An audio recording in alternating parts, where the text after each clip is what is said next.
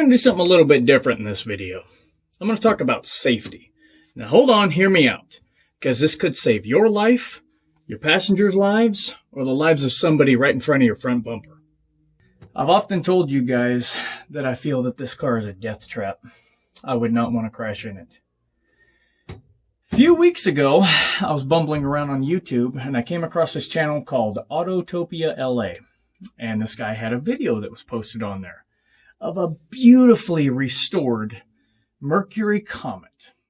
I'm not a Ford guy, okay? I'll say that straight out, but I have to respect anybody who puts forth the time and effort and everything that it takes to restore beautiful paint, interior, all that, and then drop a monster engine into the damn thing on top of that.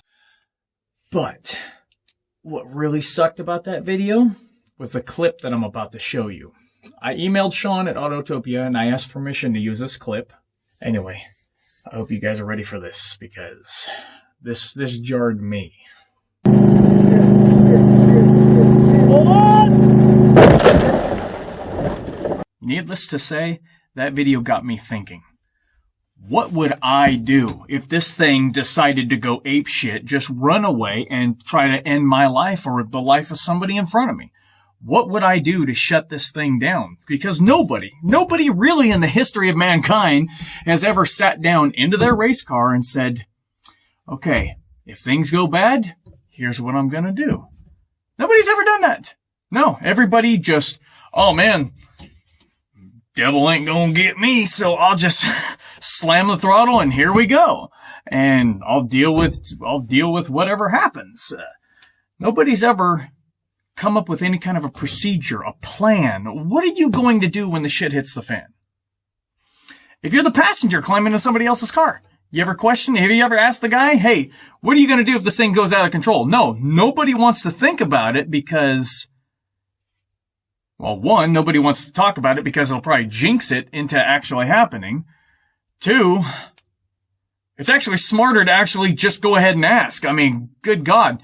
What is the guy's plan? What is your plan? Do you want to crash your car? Do you want to kill somebody? Do you want to kill your passenger or whoever? Come up with a plan. So that got me thinking, what would I do if this thing went out of control? Very simply, it's really just a two-step plan. One, make your plan. Do you have a kill switch in your vehicle? Do you have an automatic transmission, a manual transmission, whether or not your cage is certified for a crash, whether or not your harnesses are up to date or up to code or whatever? What are you going to do to shut your vehicle down? Here's what I've come up with for my vehicle in my situation. I have an automatic transmission. I have a turbo 400 3-speed. I have also put my kill switch right next to my shifter so that it's right here within reach. I can reach it while I'm fully strapped in, when the shit's going bad. Even if I don't have, if G-forces and I'm rolling or whatever may be the case, I should still be able to reach over and hit that switch. Kill the engine. The way I have my system set up, if you don't have your setup this way, I recommend doing something similar. When I kill this power system, it also kills my fuel pump because I have EFI. If you have a carbureted engine, HEI distributor, something to that effect, you want to try to run a kill switch to a relay, again, like this, where the switch is nearby so that you can shut everything down and tie it straight into your coil, your ignition system, your HEI distributor, whatever it is, so that it will immediately stop sending spark. Otherwise, here's the problem with an automatic transmission. If you slap it in park while you're in motion, it does nothing. The transmission's just, they're just going to hear this ticking sound really fast. And that's exactly what happened in that video. Throwing this thing in a park, as you may have also seen on Mythbusters, does nothing. Nothing. It's the same as trying to throw it into reverse. Again, it's going to do nothing. You're lucky if it does, but are you that lucky? I know I'm not. Throwing this thing into park or reverse is going to be the exact same as throwing it into neutral. You're doing nothing. Nothing to improve your situation. So don't use that as your instinct. Don't let that be a part of your plan. Do not go to park. It's going to do nothing while you're in motion. Unlike in the movie The Terminator, where Sarah Connor reaches over and slaps the car 3 on the tree up into park, and the vehicle comes to a dead stop. It didn't happen in real life. That would have never happened with that style of car. It's never happened to any car in the history of mankind, to my knowledge anyway. Don't let that be your instinct. Your instinct should be, like in my situation, I'm going to slam this thing into first gear, which in my case, because I have, a reverse pattern shifter? I have to go all the way back. Once I come all the way back, I'm in first gear. First gear, if my engine runs out of control, if the throttle sticks wide open, whatever it is, my brakes are not holding back, this turbo horsepower or whatever it may be, going into first gear is going to be a hell of a lot better than being in second gear or third gear or fourth or fifth or however many damn gears you have. Because in first gear, you're only going to hit 40 miles an hour as opposed to second, third, fourth, fifth, and whatever, where you can hit 200 miles an hour. Which would you rather have a crash at? So again, my brakes fail, my engine catches on fire, whatever it is, my first step is going to be go to first gear. Go to first gear. Then step 2 is kill the power. Step 1, first gear. Step 2, kill the power. First gear, kill the power. First gear, kill the power. Practice your moves, whatever plan it is that you come up with. Practice it. Practice, practice, practice. Get it a part of your instinct so you do it without even thinking. Don't even think about it. You need to develop it and practice it so that it becomes part of your instincts. That's step 2. Step 1, make your plan. Step 2, instincts. Step 3, hope like hell you never actually have to use it. Having and practicing your own oh shit procedure could mean the difference between you living or dying or you ending up in prison for manslaughter or God knows what.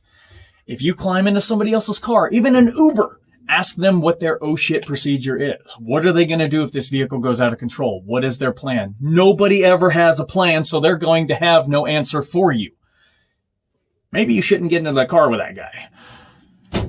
But if they're smart, if they plan ahead, if they want to save their car and their 1,300 horsepower engine and all that time and effort and everything that they've put into their, in my case, shit box, they're going to have an oh shit procedure. Nobody has one. Everybody needs to start getting one. I can't believe nobody actually has one. But again, just like in Days of Thunder, you got to think about, nobody wants to think about dying in a race car. So you're never going to find a race car driver at a funeral because they don't want to be reminded of what's going to happen. Well, if you have an oh shit procedure, you shouldn't have to worry about it. I had a video where I was driving my V8 swapped Toyota pickup. In this, I had an unbalanced drive shaft, and it caused my HEI distributor in my small block Chevy to pop the power cable out of the thing. That immediately forced the transmission to shift into first on its own. I have a manual valve body, so I choose when this thing shifts. But in that thing, it was a 700R4 at the time, so it chooses when it shifts. And when that vacuum sensor detected that there was no more power in the vehicle, it downshifted to first at highway speeds. And as you saw, the truck started to go sideways. Fortunately, because I've never done drugs in my life, I have the ability to think and react quickly. But if you don't have such instincts, if you don't have such abilities, or maybe if you do a little bit of stuff on the side, you might want to think about developing some instincts of your oh shit procedure. What are you going to do so that you don't crash?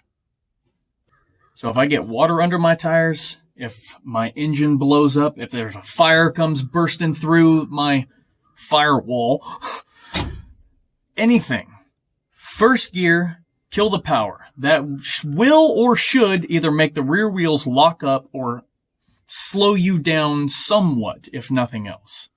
If you have a manual transmission, if you have a small block, a big car, small car, 4-wheel drive, 2-wheel drive, again, your situation is going to be a little bit different. So you will have to actually develop your plan that fits your vehicle, your situation.